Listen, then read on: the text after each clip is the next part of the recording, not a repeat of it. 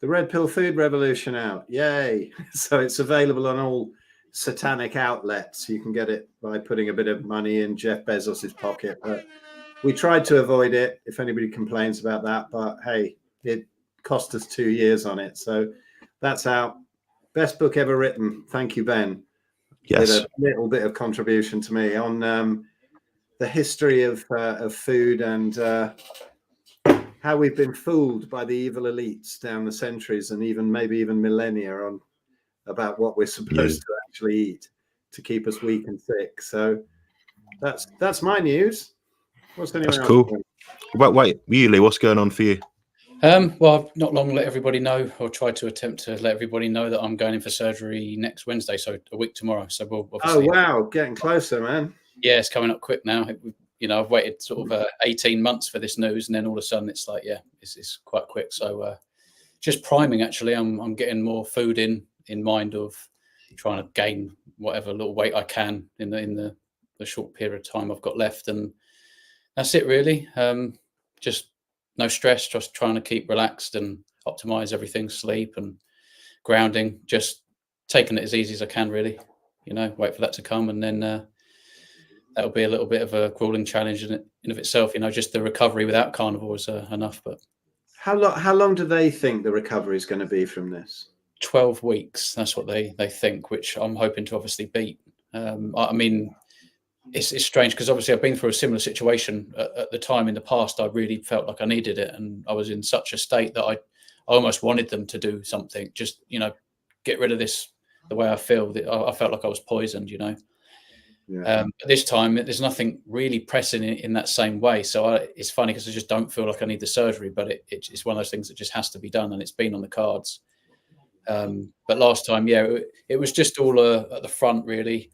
I remember standing up straight after a few days of laying down, and you've got this sort of 7-inch lesion that's trying to sort of glue itself together. That's tricky, and getting up under the shower, trying to wash behind your back and things like that, just stuff like that you wouldn't think of. And even laying back down into a flat bed when I got home and you can't lower yourself down in one of those hospital beds, that's quite a challenge. But you think you're all right, you walk down the corridor, you feel like, yeah, I'm ready to go, but you go home and you soon realize, going upstairs is difficult.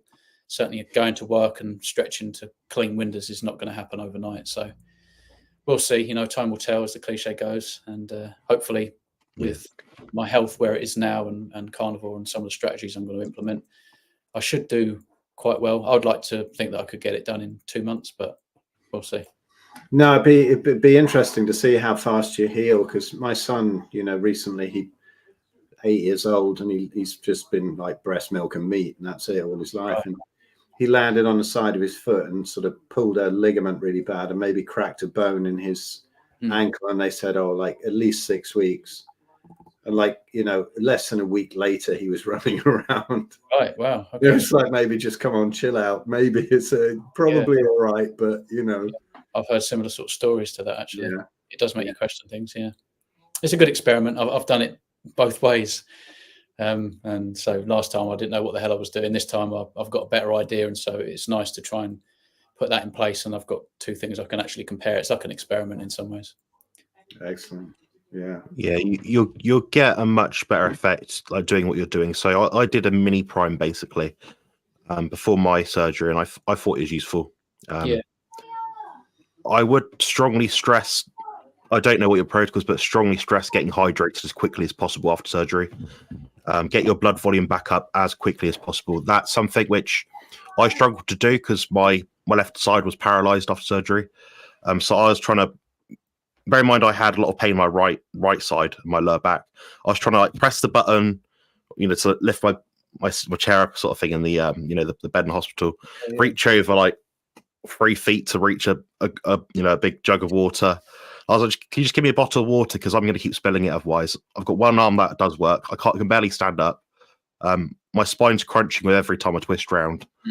I've got these things attached to my legs. I've got all these things up my nose and ears and all sorts of pipes and stuff. So yeah, whatever you can do to get hydrated, that's my tip. Just going through it's very different surgery, but just knowing when you can't move much, you're limited in terms of your abdomen, your digestion sort of region. You're gonna be limited, but you've had enough time now to think about it, I guess. You know what the surgery entails. Yeah. Just eat up as soon as you can. As soon as your appetite's there, just get eating. Honestly. Yeah, and there's a protocol somewhere that Jack Cruz put up. You know, who's a neurosurgeon. He's a monster. You know Jack Cruz. You must do. Mhm. And he put something up a while ago. I'm going to see if I can find it. 3 bottles of white wine. Sorry. 3 bottles of white wine. 8 bottles, man. Yeah, intravenous. Right. Wow. No, it was on preparation for surgery and whatever, and I believe some of it included methylene blue and whatever. But take some blue blockers into the hospital, because that's a good idea. Yeah, those fucking lights, they'll never let you sleep, and you're just on your back, staring at them the whole time. They're buggers, because there's like light under the door. There's like green little beeping things. There's noise. Like it drives you mental. All the way around the clock, or would you take them off strategically during the day? I'll take them off during the day. Yeah, but that still, the lighting they have in hospital is more blue light than even you get the sun at midday. So it's telling you that it's midday every 5 minutes. Terrible. But if you use the blue blockers, definitely, you know, as the sun goes down. But and a sleep mask, you know, or just, you know, if you can get one of those good sleep masks, or wrap your head up in a t-shirt or anything at night, you know, just to get the light out, because it makes a huge difference to sleep. And you know, those places are not conducive to sleep. No, I couldn't agree more. That's actually one of the only things that I'm thinking about negatively is the whole sleep aspect. They pester you before you go to bed. They pester you midnight, then 3 a.m., and then 6 a.m. The whole hospital sounds like they're totally alive and up at sort of 6:30. And then you think, oh, you know, I'm shattered, and your body just wants to heal, and sleep is obviously the best way to go. When my son he's 34 now, my eldest son, and when we brought him up veggie, and so he got this horrendous issue in his neck, which was an aneurysmal bone cyst, where the vertebra just basically collapses. Wow. And they had to take the whole vertebra out, which involves a horrible operation from the front, from the back and then the front, to rip the whole thing off the spinal cord and replace it with all this titanium and bone grafts. It was hideous. He was like 11 or 12 at the time. Wow. And he was so brave. Nothing bothered him until one night he was just in complete tears. And I said, "What's up?" And he said, "Will they just turn those fucking lights off?" Yeah. I just can't get any sleep. I can't stand it. And I didn't understand back then. It was like 2002 or something. But you know, you can feel it, and you just if you can't keep it out your skin, at least keep it out your eyes. Yeah. That's a good idea. Yeah. Well, Lee, see how you get on anyway. You've got mine and Phil's full support, obviously. If you get a bit pissed off, which you probably will, give me a call sometime. You know, send me a text, say, "I'll give you a call." Just you know, I'll happily answer. Chat to you, take your mind off things. But yeah, there's a few different things you can do. I mean, I'm looking for the comments now, and everyone's asking, "Oh, what's this surgery for?" So do you want to briefly outline what it's about and what's going on? Yeah. So in 2012, I was diagnosed with ulcerative colitis. So I had an inflammatory bowel disease. This got worse and worse and worse over the course of sort of 5 years. I had some medication from the doctors after the first 2, was eating more fiber and all this kind of stuff. So I was essentially, you know, plant-based, and that just destroyed my gut. And so in 2017, I had to have every part of my colon taken out. There's just a silly little 5-centimeter piece of tissue that connects to the anus. That can't be left that way. It's not sustainable. I don't have the option for reverse because it's so small and problematic. So this is the healthiest that I'm going to be, kind of thing. And so they strongly advise against having any reverse or seeking any kind of other options. I also believe quite deeply that it's also, you know, the best way to go is to try and stay in this state, really. But the thing is that down the line, these cells can mutate, you know, where there's obviously a dodgy situation back there. It's not quite settled. It's not quite right. They can't leave that there. So before that leads to potential cancer, we want to remove the whole thing. And they say don't leave it 10 years. Well, I've been affected there for over 10 years. I've had my surgery over 7 years ago, and so it definitely needs to be addressed. So it's nothing to do with Carnivore. Carnivore's totally turned my whole health around. And it's just a bit grim. You know, I don't feel sick. I feel as healthy as I've ever felt. And And so I just have to face this surgery. It's just kind of finalizing and closing this chapter on having IBD that was essentially triggered and exacerbated with plants and plant fibers, gluten, maybe, you know, certain things in the plant world, really. So that's what it is. And yeah. Fair, yeah. It sucks. Yeah. It's not ideal, but you do what you got to do. You know, life goes on. You know, yeah. We all have different surgeries and random health stuff, and you just happen to have one that's a bit more annoying, I guess.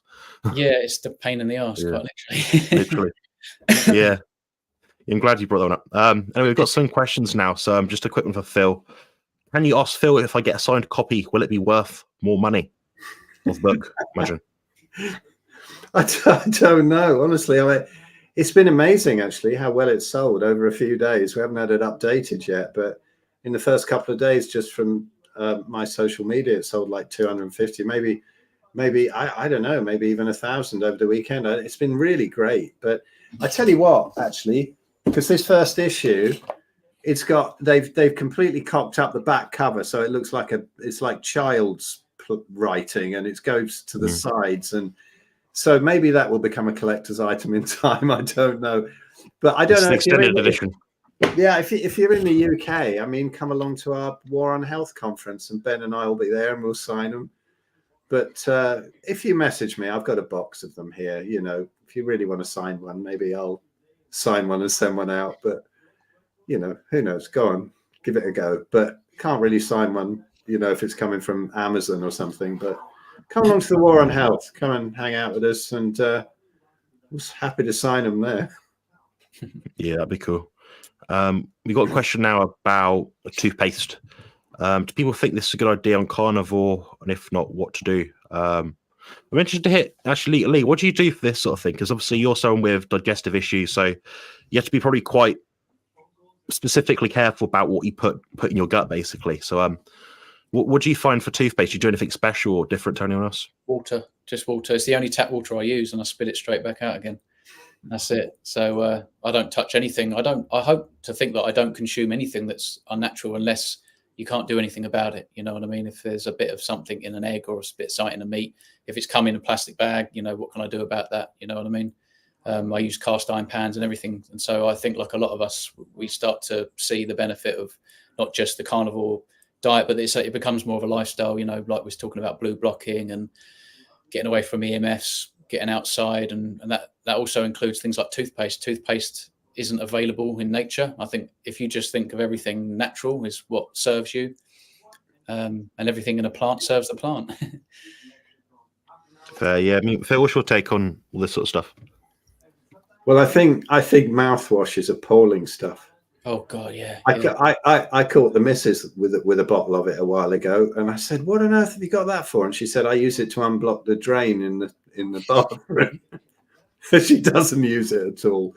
No, it's awful. It's terrible chemicals. We have a microbiome in the mouth, right? Mm. And this is very important for dental health and all sorts of health.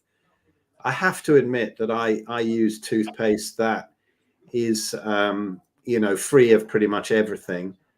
And I do use that now and again. But I even use a real microfiber, microfilament toothbrush because, you know, even ordinary bristles can sort of wear stuff away. But I like the idea that Lee and John are doing. I'm just so old. I'm in the habit of doing it, but I try and make it as sort of non-confrontational to the microbiome as possible. But you know, normal toothpaste, it's awful. It's got fluoride in it usually. It's also got lauryl sulfate, which is a pretty nasty thing as well. Apparently, I understand. And you know, it just don't bother. You can make your own stuff if you do want to brush your teeth. Maybe some bicarb and some coconut oil or something like that. You know, but so many carnivores now, I notice, don't brush their teeth. And you know, maybe use a bit of floss to get the bits of meat out that are in between, and then maybe do some oil pulling with some coconut oil or something. You won't need anything else. Maybe a tongue scraper or whatever if you need it. What's that, Lee? You got there? Just wooden toothpicks. That's what I use. Yeah. My teeth are quite close together in certain places, and Yeah, like when I'm eating a bit of lamb or something, you know, you always get just that little bit of sinew or something just sort of waving about in your mouth, and I just get a little bit of a wooden toothpick in there. That's what does me, really. Yeah, nothing's as bad. Again, plant-based stuff's worth. Do you remember eating mangoes? You spend the rest of the day with hairy orange teeth. Yeah, it's nasty. Yeah, terrible. It's one of my worst enemies, that mangoes. Ah, Yeah. yeah. Oh, sorry. Yeah, Nick says, Phil, can you sign my right pec, please? I'm attending the War on Health. Yes, mate. Absolutely fine. Whatever you like. It's fun. yeah. Just so you guys that are listening to this, we're streaming on 3 different people's platforms, so mine, Phil's, and Lee's. So we do get a lot of messages come up, and if I'm listening or talking, I can't see everyone's messages. I'm also quite far from the screen, so seeing what the question is or isn't, I can't tell. So please put a Q before the question, as it says at the bottom of the screen, otherwise it might get ignored or missed, and it's not deliberate. But we are answering them in chronological order as they come up on the screen. So appreciate your patience and all that sort of stuff. But yeah, about toothpaste, mouthwash. I don't personally use any. I've used a toothbrush about 5 times since the start of 2023. So I've been over a year and I've brushed my teeth about 5 times. That's been where I've been out for a reason, somewhere special, novelty, maybe like a date night or something in the past. That's about it. I don't have dirty teeth. I don't have problems with my teeth, touch wood. My breath doesn't smell. If it ain't broke, don't fix it, sort of thing. But fun. I did notice when I was in uni, so first year, second year of uni, I brushed my teeth about 2 to 3 times every day. My teeth never got so yellow so quickly. But now I'm actually rebuilding all the enamel that's probably scraping off at that point in time. Now I'm a bit different to Lee, so I don't need to floss or use toothpicks really. I have quite naturally large gaps between my teeth anyway, so I don't really get stuff stuck. My teeth always feel sparkly white, like I've just been to the dentist, the hygienist. So, like I said, if it ain't broke, don't fix it. But yeah, no problems with my teeth at all that I know of. I'm a bit goofy, but I can't really change that with toothbrushes and mouthwash. So, yeah, I completely agree with what Phil said as well about the microbiome. You don't want to upset your microbiome. These things are natural antibiotics, or in a lot of cases, unnatural antibiotics, which destroy your gut. And what happens in your mouth does happen in your gut, and vice versa. So, be cautious of that. Yeah, I'd probably do what Lee's doing. And if you do happen to have very close together teeth, use some floss or something. In terms of like brands of mouthwash toothpaste, the only good one I found in the UK is a brand called Kingfisher. They do like a spearmint, fluoride-free, crap-free one. But that's what I'd personally use if I did brush them. Yeah, that's good talk about teeth and brushing stuff. Yeah, so we get to the next question now. So this question from Matthew, and it is, what are your thoughts on aluminium in healthcare products? I avoid them like the plague about listening to the audiobook Easter Generation by Anthony J. I Sanex Health. This is another funny one, which me and Lee might actually agree on. But Phil, what do you do for like cleaning and health hygiene, male hygiene, stuff like that? Male hygiene. Well, I don't use any of these sort of products really. In the years when I had really long dreadlocks, I discovered Dr. Bronner's like liquid soaps and really diluted.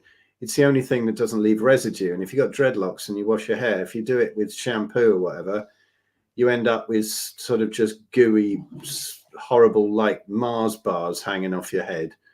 Right, so you need something with no residue. So I've just carried on using that. And all I do is I wash my hair, what's left of it, and then just sort of get the rest of it, wash up under my arms and my bits. And I'll do a George Carlin wash. If you look up him, of his sketch on washing, it's hilarious. And that's it. You don't really need anything. I mean, my son is up there in the bath now. I don't think he's ever, I mean, sometimes, maybe once every week or so, he gets his hair washed, but in that Dr. Bronner's stuff. But apart from that, it just gets in the bath and doesn't use anything. I think it's just habit. And I don't think you need anything really. Just sort of get in the bath and whatever, and get out or get in the shower or whatever. Get out as quickly as possible before all the crap that they put in tap water gets into you, because it goes through the skin as well. And just, you know, it's this hygiene thing. It's funny, isn't it? And when you go carnivore, you might go through a period where, say, your armpits might smell a bit, and then after that, they just don't seem to anymore. You know, I'll put a little bit of bicarb under my arms, just a little bit in the palm of my hand, put a bit of water in, do that, and then put it under my arms, and that's it. I don't have any products. Tallow, just tallow with a little bit of essential oils in it, some frankincense or something like that, and then and use that on your face. But that's it. No products. Like, I can't imagine it. We did the whole shaving foam thing, didn't we? I think last week. Like, what's the point in that? You just wet your face and use a razor if you want. It's ridiculous. Yeah, I agree. I don't use anything really. I went through a stage of using baby head to toe. You know, there's all Johnson's, and then you've got the cheaper versions of baby head to toe and Fred and Flo and all this kind of stuff. I was using that, and then, like you said, I started to just do like hair and arms and bits, and now I just use water.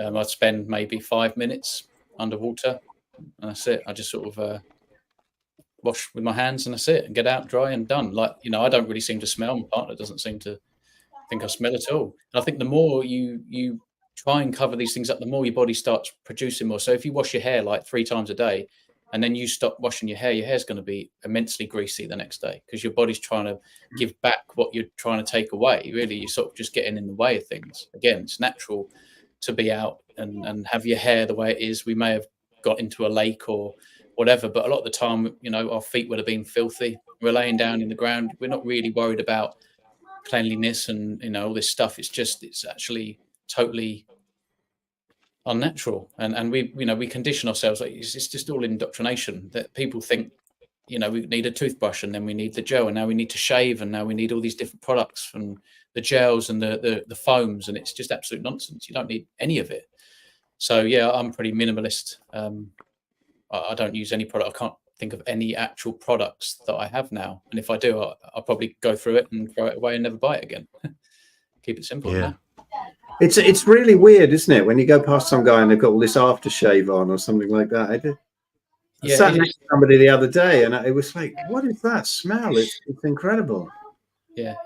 Even when you smell like food, like other people's cooking. I don't know if, Sky occasionally has some things, obviously, you know, a bit of tin food sometimes just for convenience. We'd sort of zap something in the microwave. You think, what is that smell? You know, it's so odd.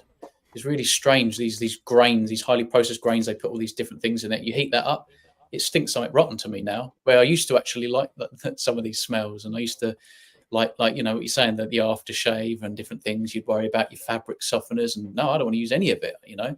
I wash this maybe, I don't know, once every couple of months, this cardigan. It stays clean. It is clean. Doesn't smell of anything.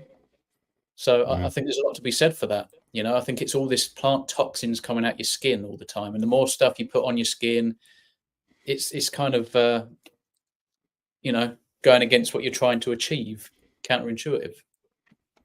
Yeah, for sure. I mean, I don't use anything outside of, because like cleanliness, I'll wash my hands with hot water, stuff like that. Yeah, if I'm doing something which requires a lot of hygiene, you know, making food for someone else, stuff like that, you know, go to the bathroom, yeah, I'll wash my hands, things like that. Outside of that, I just use tallow to, it's just moisturizer. So if my skin feels dry, if I have a bath, I'll put it over my sort of dry areas of my body, you know, my knees, my wrists, sort of thing, elbows, forehead a little bit.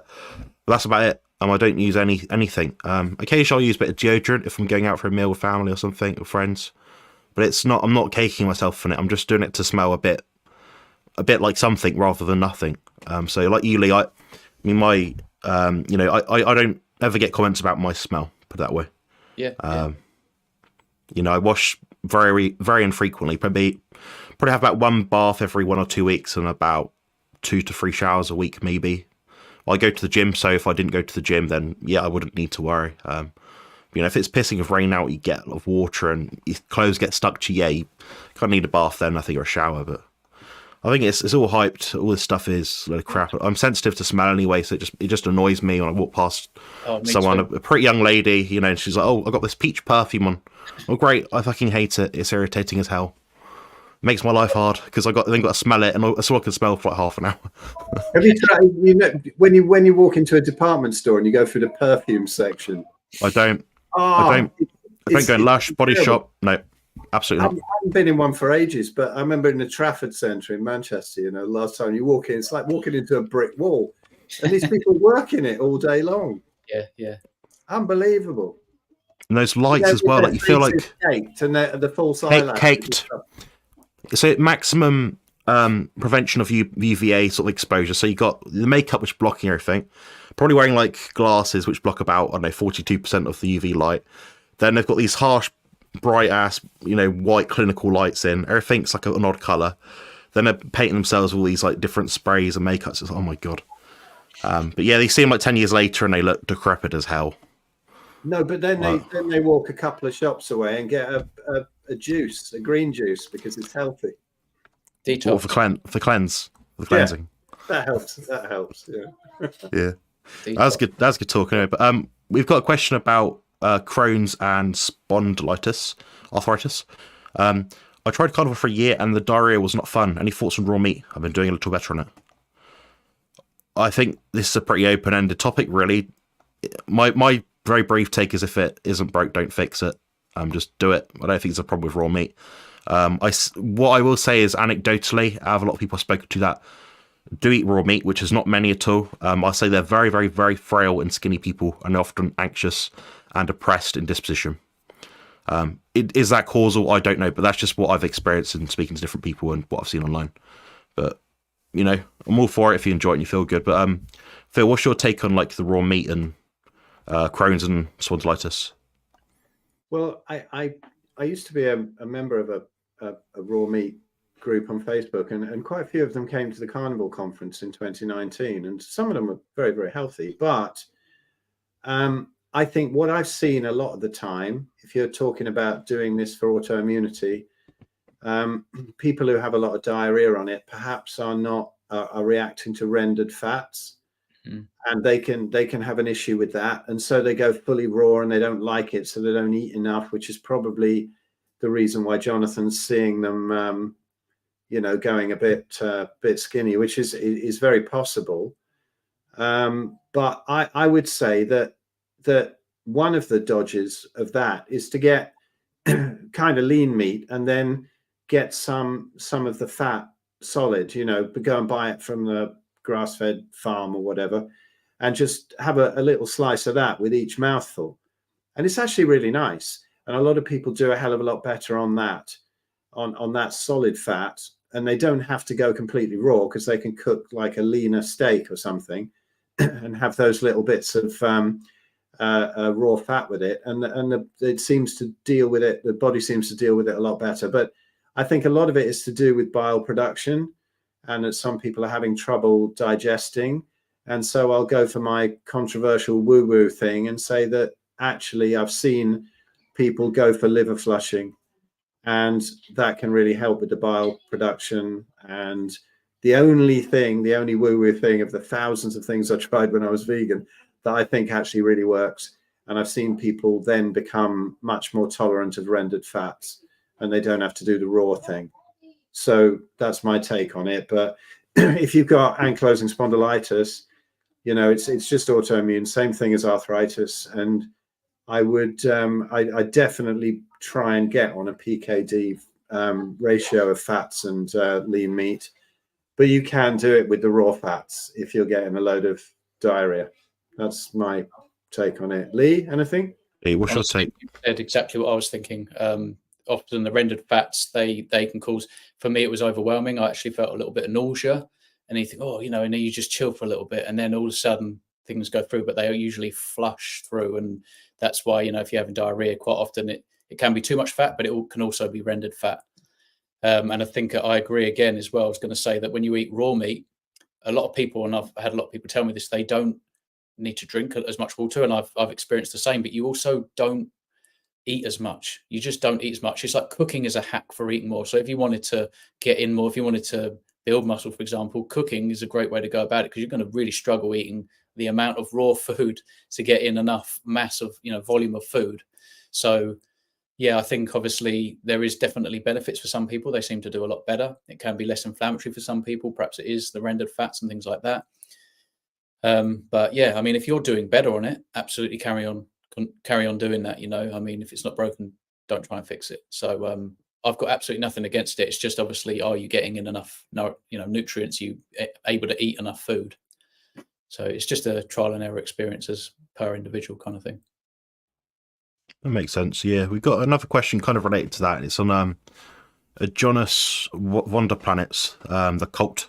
It was seeming to help me until I fell off the wagon. What do I think about it? I probably shouldn't say my thoughts on it. I'll let Phil, you say my thoughts on it. You know what I'm going to say. I don't know, really. I mean, I think he was pretty inspiring. I particularly love his video where he's eating raw chicken on the doctors, you know, just to wind them up. Yeah, he was an interesting character. And, you know, he seemed to have reversed a hell of a lot of stuff with a load of butter and meat. And what else is it? Maybe some kind of celery juice or something. What else? I've forgotten the actual protocol. But I don't know. I mean, personally, I see better results when people cut the dairy out. You know, compared to a standard diet, whatever Arjuna says is, you know, streets ahead, and it's marvelous. And people have had fantastic healing on it. But I think he missed something on the dairy where a lot of people are sensitive to that, or it's perhaps, you know, not so good for humans anyway. And the result, the detriments to it sort of happen further down the line, so people don't connect it.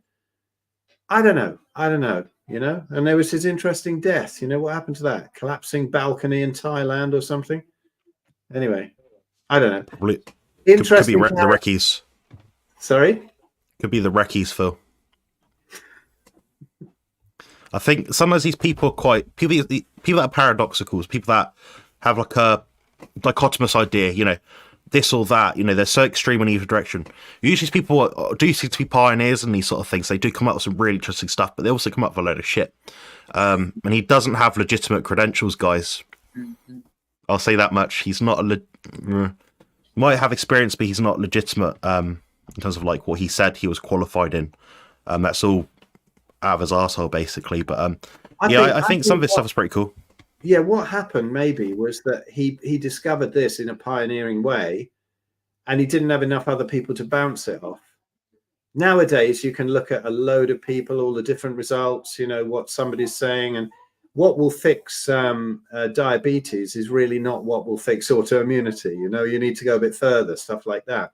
If he got lucky with what he fixed, and a load of people who followed him got lucky with what he said, that's cool. But now with so many people getting onto it and looking at all the different aspects of it, I don't know. I think that the closest for me is Sophia at Paleomedicina for, you know, how to get people well initially. And it's probably best to drop the dairy. If you want to add it in later on and see what happens, great. But I see a lot of people failing when they start off with a load of dairy, you know, and he was eating a load, wasn't he? Like what the Americans call a stick of butter and stuff, you know, eating whole ones of that. And I don't know, people probably better a different route these days. But yeah, interesting pioneer. Lee, what do you think, if you know much about him? I'm not massively familiar. I mean, I am aware of some of his work. I haven't read any of his books or anything like that, but I understand I can understand why you got cult there. There's a large sort of following of people that hold him like, you know, the be all and end all. He's like a god. I think I respect the guy. You know, I think he's a super smart man. I think he was, you know, I respect his intuitive nature. I think he's, like you say, he's one of the pioneers, and he did certainly get a lot right.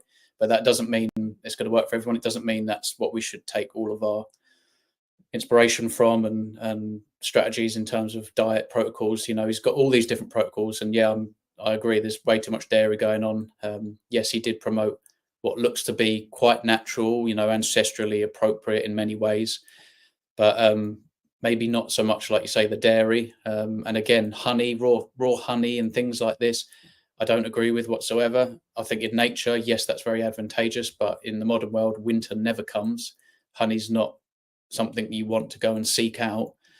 It's just basically pure concentrated fructose. It's, you know, high amounts of fructose in that than there is high fructose corn syrup, and we know how bad that is. So, you know, there's a lot of good stuff that he says, but I would take, you know, just like you would anyone really, be open-minded, take it. If there's things that work, that's great, but I wouldn't necessarily kind of hold it as this godlike teaching, you know, like this holy grail of teachings. For sure, yeah. We can pick and choose what we want, guys. That's the great thing about being online. We've all got different expertise. You know, I'd go to Phil if I had a family member with severe autoimmunity. I'd go to Lee if I had someone with, you know, colon ripped out and all sorts of nasty stuff like that. You might go to me if you've got a spine disease or autism or you're trying to build your body. You go to Ben Hunt if you're looking for the what you call it, the anthropology of human evolution and all that sort of thing, our ancestral origins. You've got Richard Smith, and understands biochemistry really well, biology as well. Who else we got? Al Reeves, asking about training really hard and stuff, and supplements maybe. So yeah, we've got a whole array of information here, guys, you can access. So it's probably the best way to go about getting all the carnivore diet stuff right. A lot of people go wrong, like Phil said, just eating too much dairy at the start because it's easy to eat, you know, loads of cheese and stuff. You know, it's hyper palatable, guys, but it's not a whole food in that it's not going to give you everything your body needs to survive. But yeah, I'll stop rambling now. But we've got a question about ketones. It is from Cam's dad. Hi, Cam's dad. I've been testing ketones in my urine for a few weeks, and it's always positive. About 40 plus. That seems absurdly high, and I thought the range was a lot lower than that. But it might be different units in the US, maybe. Someone suggested my body hasn't got used to using ketosis yet, doing Carnivore 8 for 8 months. We've probably going to say the same answer, but I'll ask Phil about it first. I mean, what's your take on measuring, testing ketones and things? Well, unless you've got some sort of serious autoimmunity and you're trying to track it, I wouldn't think it's worth it. And also, yeah, I understand this business of, you know, I don't know what 40 plus means. Again, I'm a bit puzzled because that seems like a monstrously high amount of ketones in English money anyway. But yeah, if you're testing the ketones in your urine, I think all I've done it with is those strips, and it goes really purple, which means, you know, you're in ketosis, or at least there's a load of ketones coming out.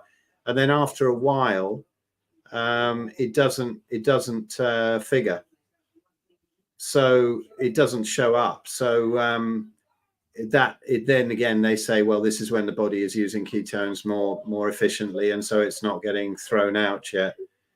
Sorry, I just saw one pop up here just for 1 sec. Why did Olicron? How old is Phil? Anyone know? 200. I'm as old as the hills, mate. 61, 62 in a couple of months. There you go. Anyway, yeah, so ketones. I think it's much more accurate testing it from blood levels with a finger prick or whatever. Lee, Jonathan, anything? I've never really been too worried about where I am with the ketones. I think I did a fast a little while ago and I was quite curious. I got my ketone stick out. I've always been in optimal range in the beginning when I was testing. Again, with the UK keto sticks, I think it sort of goes up. I think I was in perhaps about, is it 1 to 4 or something like that? I can't remember now what's optimal. Yeah. But I went into a pretty long fast for me. I've never done 5 days before, but I checked it at sort of day 4 and day 5. It was like really, really dark, you know, like you just squeeze like poured red wine onto a piece of watercolor paper or something like that. Really, really dark.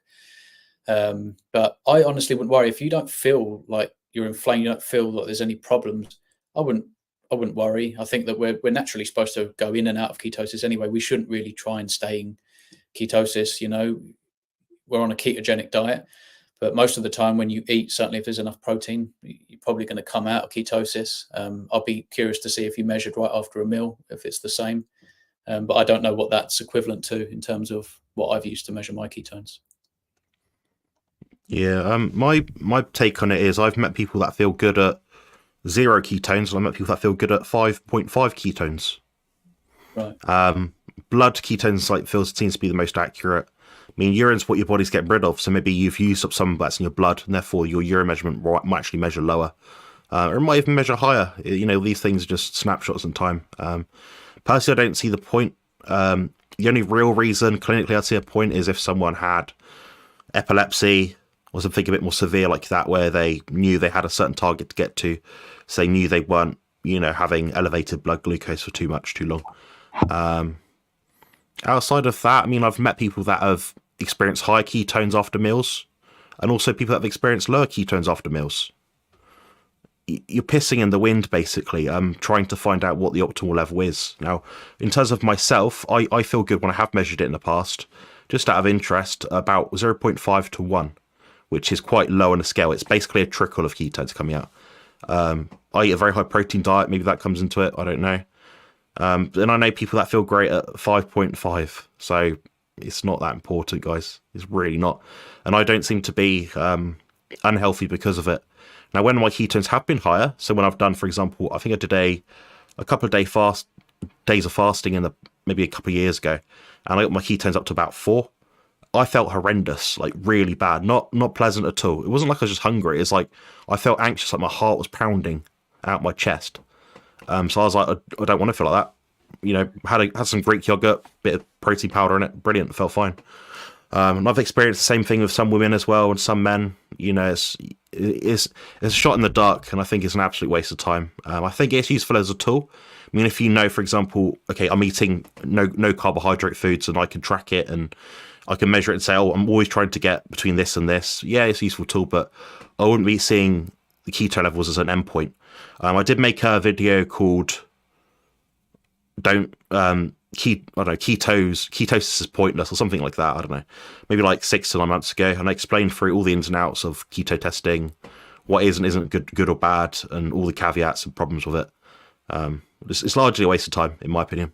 What do I know? We're following the carnivore diet, guys. We're not in a keto diet. It just happens to be, like Lee said, at times ketogenic, just by nature of protein and fat. But Lee's got a question specifically for him about rejecting stoma parts, if you can answer that one. I don't really know what you mean. Stoma parts. Is my body rejecting stoma parts? I have a stoma. My previous operation was a success. I haven't had any issues with that particular area. I mean, it's just I have to address this other area with my up and coming surgery. So I'm not really sure what you mean by that, stoma parts. Fair, yeah, I wasn't sure either. I thought maybe it was a technical thing that you knew. We got a super chat. I think Jonathan, can I just do a real quick one before I lose it? John Martin says you guys ignore raw versus pasteurized dairy, very different. This is a real interesting subject for me, because I'd say, John, please go to my YouTube channel and look up my 2 chats with Sophia Clements. No dogmatism here. If you enjoy dairy and you get on with it, absolutely fantastic, go for it. But for a different view, look up my chat. Is raw dairy worse than pasteurized for autoimmunity? There are certain things she says there where, with the undamaged growth factors, it could be even worse. and that dairy is really not so great when you're an adult, because it can cause unusual cell replication. And raw seems to be better than pasteurized because you don't get such an immediate reaction to it. But have a look. That's not to say I'm 100% convinced, but it's something worth looking at. I mean, with somebody with autoimmunity myself, I found, people keep saying, have you tried raw? Have you tried A2? Have you tried? Yeah, it's all the same. It all bothers me. But have a look at the Sophia Clements interviews and have a different view on it anyway. And one other quick one, what's your take on SHP? I guess you mean self-healing protocol, the salt thing. There's a load of people on our challenge getting really into this at the moment. I'm unconvinced at the moment, drinking, basically enormous amounts of seawater every day. To me, it triggers a load of diarrhea and detox symptoms. And they might be beneficial in the long run. I'm keeping an eye on it. But because when you're autoimmune, one of the main things is to sort of have a solid dump every now and again and not have diarrhea all the time. I wonder what it does to the microbiome, but I'm keeping an eye on it. Sorry, I jumped ahead there. I'm whizzing through the comments. Can't help it. Carry on. You can spot them better than I can. I'm the one pressing the buttons, guys. I'm doing my best. I'm not the best at it. But 25 years, Christian's patient. Thank you. The inspiration. Imagine that's to you, Phil, or you, Lee. It's not to me. If you look on your thing, if it's not got a paperclip, it's you. I've got OBJ written on the right side. I don't know what that means, actually. Oh, that's just an emoji or something, I think. Or like a sticker or something. It doesn't come up on this. Anyway, whoever it is, thank you for donating to either Phil or Lee. Much appreciated. A question about omega-3 to 6 ratios. And there is a study online about omega-3 causing lipofuscin. Would love to know your thoughts on this as have a lot of age spots. Thank you. I've not heard that before. No, they both do oxidize. The thing about omega-3 is if we have it in animal form, when we cook it, it seems to be very protected. The same thing's true for vitamin C. So they've done titration tests where they've actually measured the omega-3 content of cooked food versus raw food. Omega-3 is held up very, very, very well in real food format. So you're thinking oily fish, even beef, stuff like that. I wouldn't be concerned about oxidation, but the main thing is cooking with it. So I wouldn't, get a bottle of olive oil or omega-3 oil or any oil pretty much, just cook with it. I'd never do that. I'd always have oils cold. Hard fats you can cook with, soft fats not. I think the only exception might be, well, actually it's hard fat anyways, coconut oil. You can cook with that probably, but it's relatively innocuous. I prefer like tallow or butter. Phil, have you heard anything about this at all? I don't know. Excuse me. Yeah, I have heard a few things about this. I'm real simple on it. Just, eat whole sort of food, like animal parts. Just get on with it. I mean, lamb is a bit higher in omega-3, or quite a bit higher, I think, than beef. And, if you want small oily fish now and again, and just think of it as foods instead of this. We're always into this reductionism, aren't we? It's great to understand what it is. I love listening to the science on it, but I don't have any. I just eat whole animals or, whole animal parts instead of, I'd never take like an omega-3 supplement or anything like that. But so, just eat animals, and how do you feel? And then you don't have to sort of worry about omega-3s and chase ketones all day. That's true. I'm just old and simple. Agreed. Yeah. Stay away from oil in a bottle. That's all I would say. If they come in the way of food, they don't oxidize like they would an oil in a bottle as soon as it hits that pan. And I wouldn't suggest olive oil or even coconut oil. That's just me. I think animal fats are the way forward. We wouldn't have really had access to olive oil and coconut oil, really. That's hard work. It's mega process, guys. We can't get olives from a tree or a branch, squash them down and get the oil out of it. There's so many more processes involved. It's not a natural food at all. We've somehow managed to gather it up and put it in an oil, but it's not clean, guys. I think I read a study recently said like 70% of it was tainted or 60% of it's tainted. So I wouldn't touch it. You'd be paying so much money to get the real deal anyway. And if you've got the real deal, it's probably not going to make you live longer. It's not going to be tastier or better than animal fat. So yeah, good points, Ellie. There's a question about strict line diet with no salt for a long time. Will I get deficient in certain vitamins and minerals? Let's break down the question here. So he's done strict line diet, so beef and lamb, ruminant meat, with no salt for a long time. He's done it for a long time, but he doesn't apparently seem to be ill. The answer is no, probably not. But maybe you have a sweaty day, maybe you go out to a desert, maybe you do a lot of activity, then maybe you crave a bit more salt, a bit more water. I don't know. What do you guys think? Shame it didn't come with all the blood. That's the only thing I would say. We don't have the blood, so that's one potential loss. That's another benefit, perhaps, to cooking raw as well. I'm not saying you get rid of, but some of these juices we lose a little bit. We might not get them all back in the system. But I think that's a great diet. If you're on that diet, it's great. If you feel good, carry on. But again, maybe down the line you might want to consider electrolytes. It just depends on your own experience and what kind of meat you can get. I've got a butcher that every now and again, when he's got enough customers that they want this, he'll sort of not age the beef at all. A lot of people have histamine issues and stuff like that. They don't age the beef, and then there's more blood. So you've got more electrolytes and things like that. I think lamb may be better as well. I haven't looked into this, but lamb is certainly higher in omega-3s. I think it's probably higher in electrolytes as well because they don't age it for as long. So, I mean, maybe try some lamb as well. But I think that's a pretty good diet to me. If it doesn't make you feel bad and you feel good, carry on doing it. Fair, yeah. Phil, do you have a take on it at all? No, not really. I think you covered it there, guys. Nothing more. There's a question about carnivore ice cream, which is a recipe I made recently, which is very naughty, but it is very, very good. It is really good, guys. It's so good. I bet. If you're going to eat that stuff, put a shitload of sugar and honey in it. What the fuck? Just enjoy yourself. Jesus. No, I make it pretty clean, and I can't tell the difference between a McFlurry and what I make, Really? which is Oh, wow. it's whey protein, single cream or double cream. You can use egg yolks if you want. You can use raw milk as well.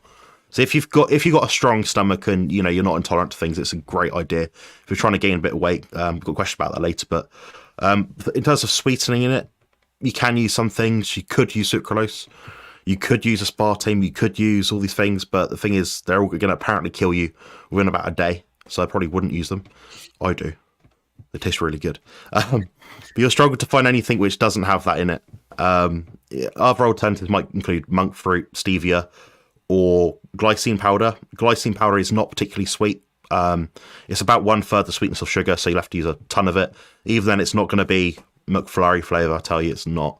I've tried it, it's really not. Outside of that, I mean, you're just going to struggle to find a sweetener that isn't pure. Even stevia nowadays, guys, when you buy a packet of stevia, it'll say 1% steviol glycosides, 99% maltodextrin.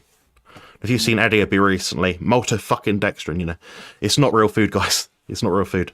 So I would avoid that one. But if you can find pure stevia, go for that one. If you can find pure monk fruit, try that one. And if you don't care much about sweets, just use some glycine. It's relatively cheap. Do you guys confer a benefit to carnivore ice cream, or is it a bit of waste of time? Only if you were going to fall off the bandwagon, and that's what kept you. That's what it was. Something terrible like grains or some cereal or a big old blowout pizza or something. I think if that's going to keep you on track and you don't feel too guilty about it, I would say do it. But I just wouldn't do it every day. Like it's these things. If we make an excuse like, it's still carnivore, it's mostly animal based and it's all good and that was really nice, and then you have it the next day and then you have it the next day. That's probably the only issue. If you can't moderate these things, maybe just keep it as a treat. And I would say, more power to you if you get away with it. I have considered making just the cream and egg yolks and things like that. I probably would stay away from the vanilla extracts and things like that. I don't think there's anything normal about having some kind of vanilla extract. You've got to think about how potent those molecules are in there that has such an effect that you can, transform your whole batch into something that tastes like some beautiful, sweet, delicious vanilla ice cream. I think it's probably a bad way to go. But yeah, I don't know. I mean, it does sound nice. It does appeal. I'm not going to lie, but yeah, it depends on the individual. Phil, do you have a take on it at all?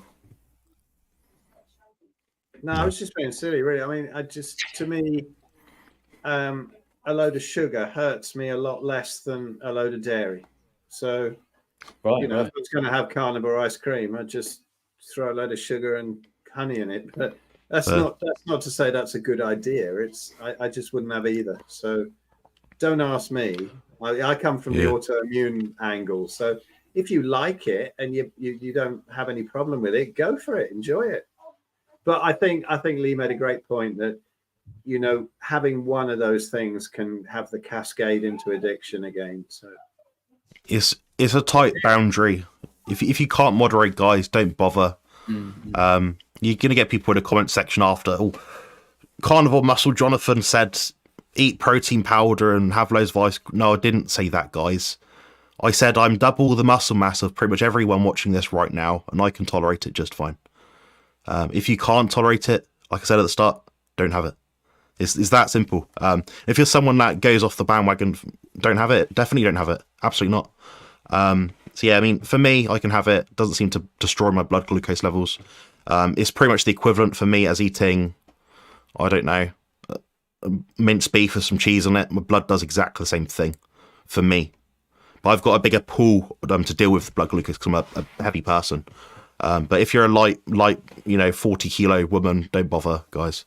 We'll just have a bit less. But yeah, I get so many trolls about this. And I'm still one of the strictest people online that talk about the carnivore diet. Really. I mean, there's people in our space that are still having onions and broccoli every day and cauliflower, and they say they're keto or low carb. It's like, well, just say that. Because then you're misrepresenting what you're doing. It's just annoying.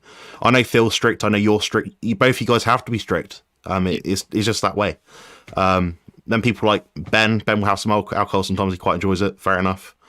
Doesn't mean he's a bad person, guys. It just means he likes to enjoy his life sometimes. We're allowed to enjoy our lives, guys.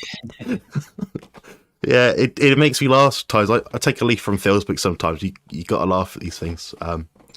Yeah, we got. I'm moving to the next question. That's got me a bit wound up. Yeah, Tom's got a question about Sophia and fermented dairy. What do you mean? You spoken to Sophia about that in terms of fermented dairy at all?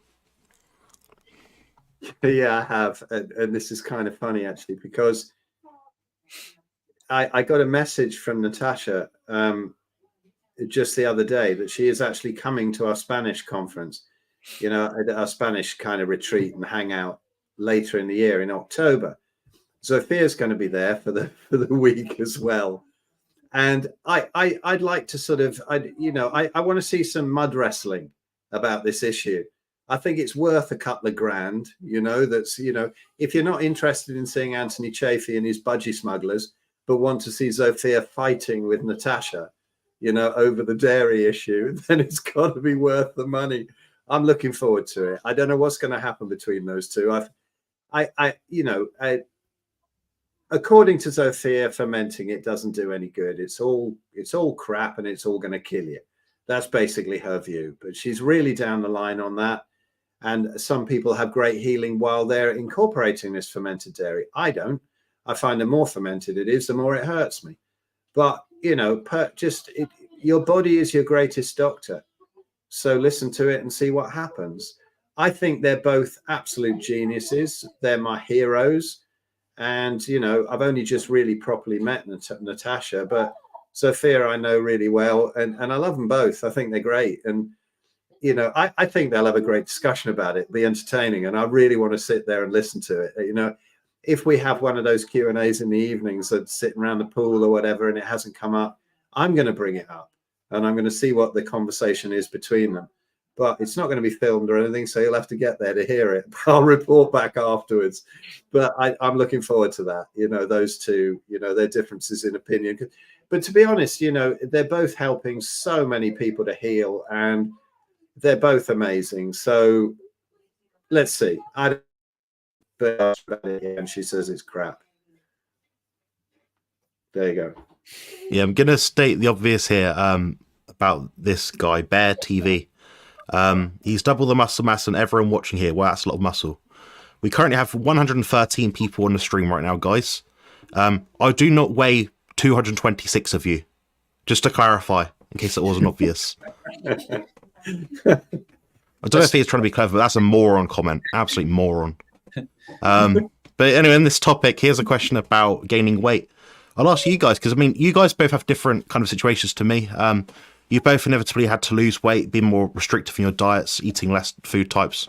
So what has your experience been like gaining or maintaining or losing weight? What have you found good or bad for your experience? Maybe start with Phil, maybe.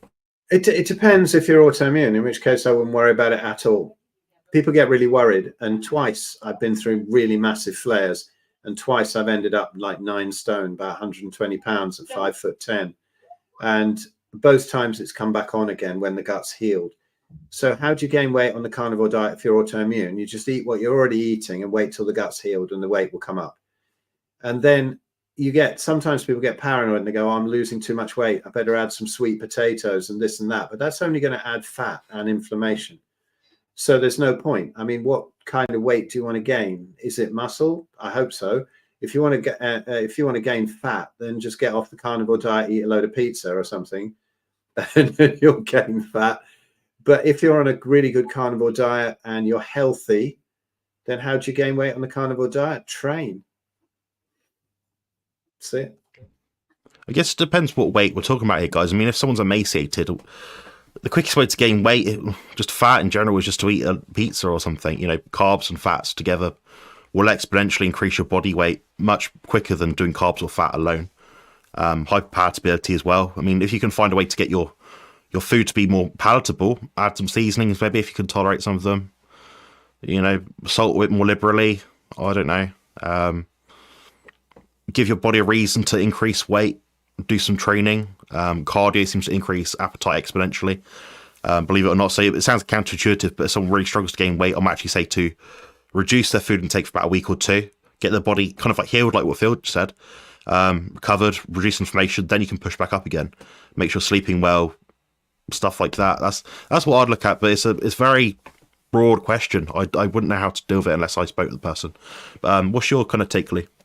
Well, I sort of went through a little bit of a phase where I started to lose a lot of weight in the beginning, you know, but I obviously had relieved myself of my depression. So it wasn't like I wanted to go back and eat all of the foods that I was eating before. And so I looked into milk, and obviously, you know, we've both suffered, me and Phil, with autoimmune problems. But for some reason, I think perhaps where I had my colon taken out, I mean, I'm sure I'm at risk in some ways of having other autoimmune conditions and stuff like that. But for me, the raw milk was like, oh, that's probably the best way to go, because you know, you've got the carbohydrate content that's going to allow higher activation, if you like, of the Randall cycle. That's going to allow, which is potentially not something you want to do long term, and that's why I kind of went through a phase of loading on some milk, but not going too crazy, you know, trying to moderate it, which was hard.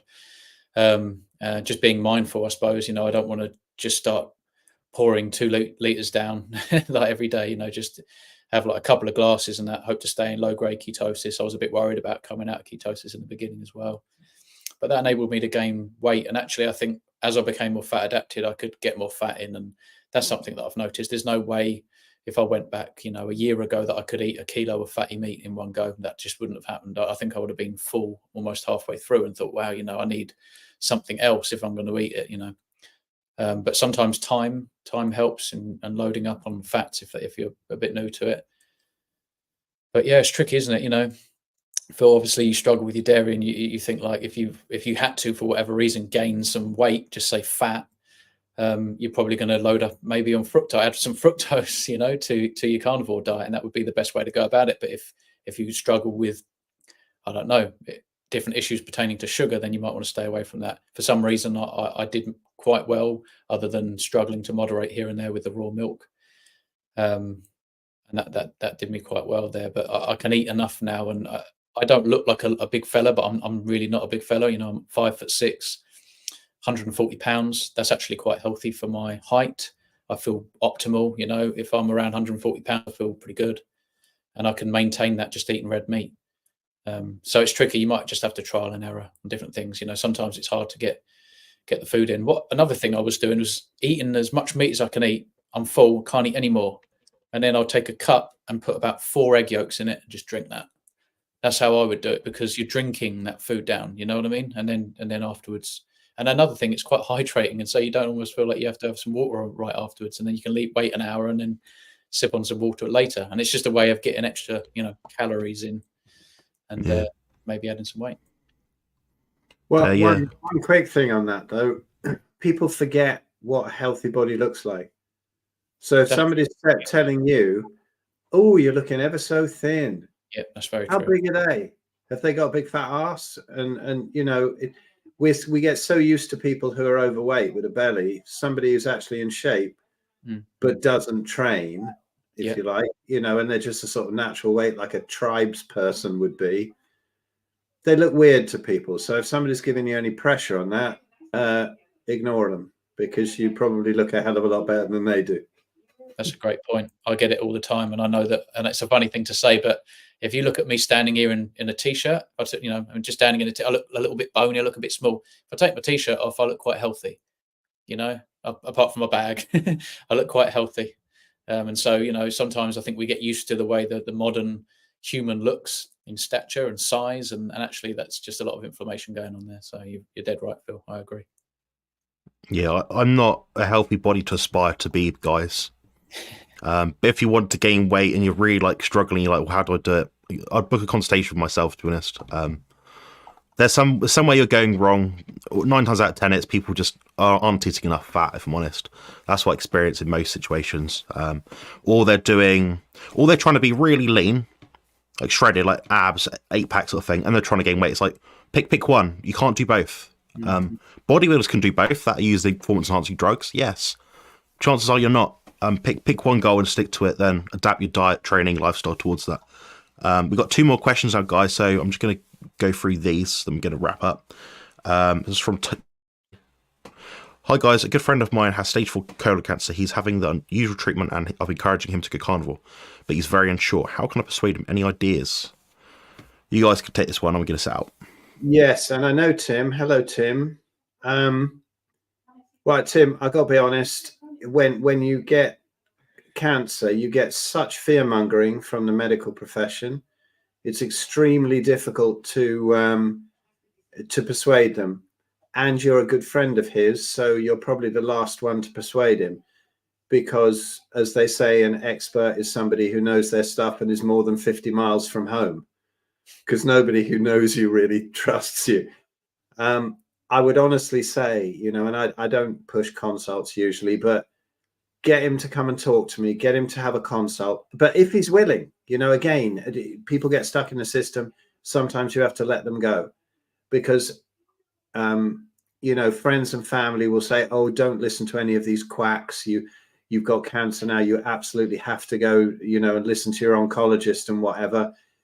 So I think that to get a consult with me and then, but not particularly that I'm a massive expert on that, but I think I'm quite eloquent and can give him confidence that he should go to somebody else like Zofia and really get tracked. Whereas Zofia will just give you the protocols, bang, bang, bang, bang, you know, and Andrew, hello, Andrew Scarborough, he popped up just there with a great comment. But yes, just, you know, talk to me if he wants to, and I will really take him through why he should get confidence. And then he can go to Zofia, who doesn't really explain stuff like that, and get tracked. And she has the clinical results for it. It's got to be a sort of a double whammy thing. I think when you're healing something, the absolute number one important thing is confidence and support. Because if all your relatives are telling you that you're talking to a lunatic quack, you're going to go straight back into the system and you're going to be in trouble. So yeah, just confidence is the thing, and it's very difficult to break through that, particularly if you're their friend. So honestly, Tim, I don't think you're the person to do that. I have difficulty with my family. I've more difficulty with my family than anybody else. I just don't bother anymore, you know. So except for the kids, just to make sure they, you know, just give them stuff that's really good. And if they go get some crap somewhere else, that's cool. But yeah. Andrew's comment here. Definitely, Andrew's spot on here. Get into ketosis with that. This melatonin, maybe all of this stuff that Andrew's saying, because nobody knows more about reversing cancer than Andrew. He's absolutely brilliant. But yeah, get a load of confidence and don't you try and persuade them. It's going to be incredibly frustrating. Lee, do you ever taken it at all outside of what Phil said? I mean, as far as what I know, if you're going to go about treating cancer, you don't want to be eating carbohydrates, you don't want to be eating sugar, you don't want to be consuming anything toxic or inflammatory. So if I was diagnosed right now, obviously don't have my colon, and again, another reason why I would advocate for red meat as much, you know, as anything else. Focus on fatty red meat. That's if you're going to eat, that's what you eat. Don't eat carbohydrates. And obviously, you don't want to inflame your gut, and everything found in plants, whether it might be a plant protein, the gluten, the wheat, and all this kind of stuff, but you've got the fiber and lectins and things like that are all inflammatory. And sugar, it loves sugar, it loves glutamine. But what I've learned is mostly from Thomas Seyfried and his protocols, you know, ketones are non-fermentable fuels. Cancer is a symptom of dysfunction to mitochondria, and they rely on fermentable fuels being sugar and glutamine. And we can get rid of the sugar quite easily. And then down the line, I think you've got protocols, certain specific drugs that target the glutamine pathways.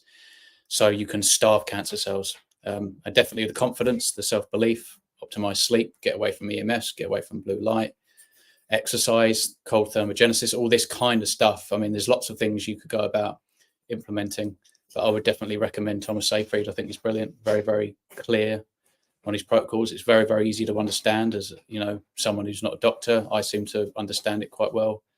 I think that's the way to go. That's how I would do it, and definitely fast. You know, the lion diet. Get onto a lion diet. Transition slowly when you're comfortable. Load up perhaps, and then fast and practice fasting for as long as you can. You want to throw the kitchen sink at everything that you can think of in the kitchen sink, basically. So good luck with that. Yeah, I'm going through something similar right now, not personally, but someone very close to me. So I'm taking on board everything you guys are saying and thinking about it, listening to the stuff. So yeah, appreciate that.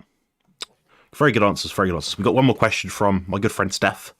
She's one of my coaching clients. She has tremendous physique, guys. Seriously. She also has a YouTube channel, so subscribe to her, please, if you have not yet already. She's got long format videos where she talks about her journey on the carnivore diet. Talk like an hour or two videos, good in depth. She's a good speaker. I recommend listening to her. But her question's about autoimmune flare-ups and how would you identify if you're about to have them.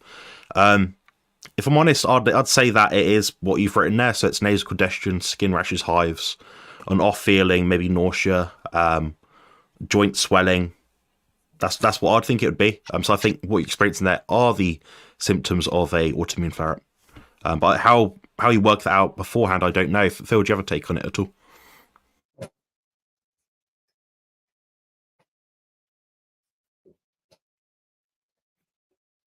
Sorry, I just scrolled it down and couldn't get the mute button. Yeah, I don't know. You mean distinguishing between an autoimmune flare-up or histamine intolerance when getting nasal congestion, skin rashes, hives? I don't know. I mean, if you're autoimmune and you're having a flare-up, then your particular autoimmune condition will flare up. I'm not quite sure how to answer that one. Histamine intolerance, yeah, that can manifest as various different things. I don't know. I mean, nasal congestion for me is really just down to dairy. That's it. I don't seem to get it from anything else. Skin rashes and hives. Is that something you'd get with histamine intolerance? I don't know about definitely autoimmune. Yes. Get a lot of skin. I don't know about histamine. I think a lot of people Histamine. Yeah, histamine. In my experience, people have actually tested for it. A few people that I know that have been tested for it seemed to be that's the first symptom they get. Right.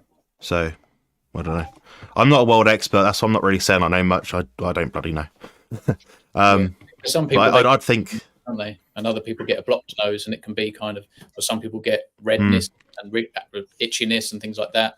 Echoes what's going in on the inside in your biome and things like that. The autoimmune response and stuff like that. I think some people struggle obviously around smoked foods or even just smoke in general, and they can't breathe right, the respiratory kind of symptoms and things like that. But I think again, like what Phil's saying, if you've got a particular autoimmune problem, usually that area, whatever your symptoms are there, they seem to show up and flare up kind of thing, and that's a sign that you're obviously triggering it with something. Yes, yeah, Steph's got the skin rashes and hives can also be an oxalate issue. As the oxalates come out, it can also be a symptom of your liver having a bit of distress, and then it's not detoxing properly, so the skin becomes that sort of like second, well, it's after the lungs, isn't it, but sort of like third organ of detox. So it's difficult to tell. I have to ask so many more questions of somebody to find out what's going on there, I think. Yeah, she's got lots of comorbidity. She's not how to put it, on paper she's not the healthiest person at all. She's got lots of things wrong with her, but she manages very, very well, considering if you saw her you'd think there's nothing wrong with her, but there's a few things. So yeah, I mean, I won't disclose her private information, but yeah, she does the best she can, basically. She has a very clean diet, beef and lamb sometimes, mackerel. She doesn't really eat much else. That's about it. She's pretty much a meat and seafood sort of diet for the most part, and eggs sometimes. Yeah, she's very meticulous, honestly. So I think it could just be one of those things. I'd look at. Okay, just put it on the screen now. So there we go. So celiac, Hashimoto's, lupus. Yeah, don't know if that gives you a bit of a better clue. But two things that I do quite like for any kind of nasal issue or congestion issue: N-acetylcysteine and quercetin. They're two things which are well documented to be helpful for that kind of ailment. Will they fix it? Probably not. but they might give you some symptomatic relief. So I'd look at that. And I'm not a supplement pusher sort of guy, really. I'm not anymore anyway. But they might provide you some relief if that's something you're concerned about. So that's about it, guys. Do you guys have anything? Any last words? Any final words to say about anything? Exercise. really? My congestion. Go out and do some exercise, and then you're all clear. And just try and nose breathe as much as possible. I try and do that in the night. Every now and again, I wake up and sort of. I've never actually taken my mouth shut, but maybe I should try and do that. See if that benefits me. Yeah, I might have to try that as well. I remember Michael Mason was saying that about that a few weeks ago, and I was like, "Well, I could try that." It's one thing I've not tried. I'm a big bloke. If I can't breathe properly, that's it. I won't sleep well. So I don't like the idea of having another possible airway blocked, but I'll try it for a night and see what happens. Anyway, that's all for tonight, guys. Thank you very much for joining. If you're listening in either Lee's, Phil's, or my channel, to follow our channels, just follow Lee at Kent Carnivore. To follow Phil Escott, follow him at Phil Escott. To follow me at Carnivore Muscle. As far as I know, me and Phil do have consultations that we do offer. I specialise in body composition stuff. Phil specialises in autoimmunity and all things health and beyond. And Lee, you offering anything private at the moment? Any sort of services or stuff? No, I'll try and respond to all my messages and emails. That's about it. Nice one. Yeah, it is appreciated. I could appreciate how many subscribers you got at this point, like 40k or something. You get a heap of messages and comments, so you do well to keep up with it. And I struggle to keep up with the 20, 30 I get a day. So it is well appreciated. So on behalf of everyone in the community, we do appreciate your efforts, especially with the channel, the video. And I did do a video with Lee about a week ago, maybe a bit less. So an interview, so check that one out. Came out maybe a week, I think it's about a week ago. It's about carnivore bodybuilding and stuff like that. But I'm going to get Lee on my channel, I believe tomorrow, about 2 o'clock. We're going to do a pre-recorded video. So that'll be out for about a week or two from now as well. But yeah, that's all for tonight, guys. So I'll see you guys next week, and hopefully we'll have a few more. Quick thing before we go, like Andrew, if you're still there, you're coming along at Easter, right? I'm just looking at your comments here. Remind me to ask you about this glutamine thing. Really interesting with the cancer stuff that you're putting in there in the chat. So it's a smaller pebble, Phil. Sorry? It's a smaller pebble, bait. That's what he's saying. The sugar is the main culprit. I know, but he's got some interesting angles on there that I haven't heard that we don't have time to expand on. So remind me to ask you at Easter there, Andrew. Very cool. Very interesting. Appreciate it. Nice one. Cheers, guys. See you all next week. Cheers. Nice. See you later.